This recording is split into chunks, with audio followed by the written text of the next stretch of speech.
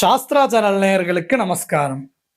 நாம இன்னைக்கு என்ன பார்க்க போறோம்னா, நீதி சாஸ்திரத்துல இருந்து ஒரு நீதி ஸ்லோகம் தான் பார்க்க போறோம்.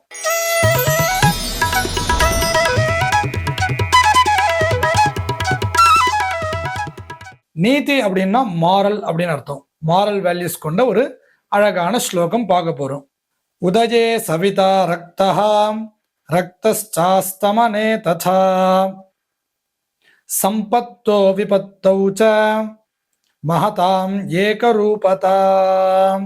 உதயே சவிதா ரக்தஹா, அதாவது காலையில உதிக்கக்கூடிய சூரியன் ரக்த வர்ணமா இருக்காராம். ரக்த வர்ணம்னா ரொம்ப அப்படி பிளசண்டா சொல்லுவோம் இல்லையா, சன்ரைஸ்லாம் பார்க்க எல்லாரும் போவா இல்லையா, அந்த மாதிரி ரொம்ப அழகா ஒரு மாதிரி ரெட்டிஷா அப்படி அழகா இருப்பார்.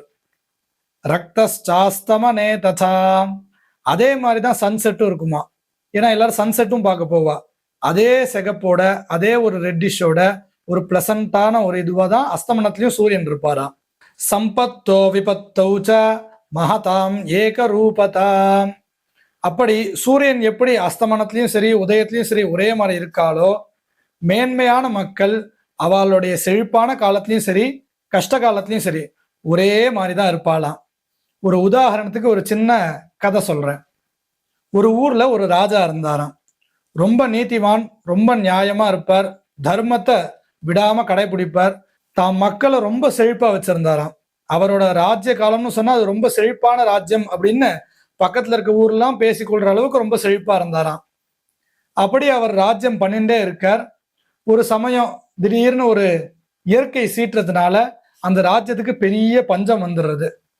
இதுதான் கரெக்டான டைம் அப்படின்னு சுத்தி இருக்க மற்ற ராஜாக்கள்லாம் சேர்ந்துட்டு அவருடைய ராஜ்யத்தை போர் பண்ணி ராஜ்யத்தை தோக்கடிச்சு அவரை ராஜ்யத்தை விட்டே நாடு கடத்திடுறான்.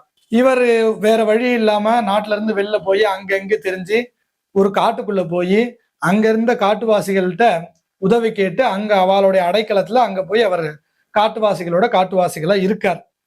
அப்படியே நாளாறுது இவருக்கு கொஞ்சம் கொஞ்சமா அந்த அடிப்பட்ட உடம்பெல்லாம் சரியாருது.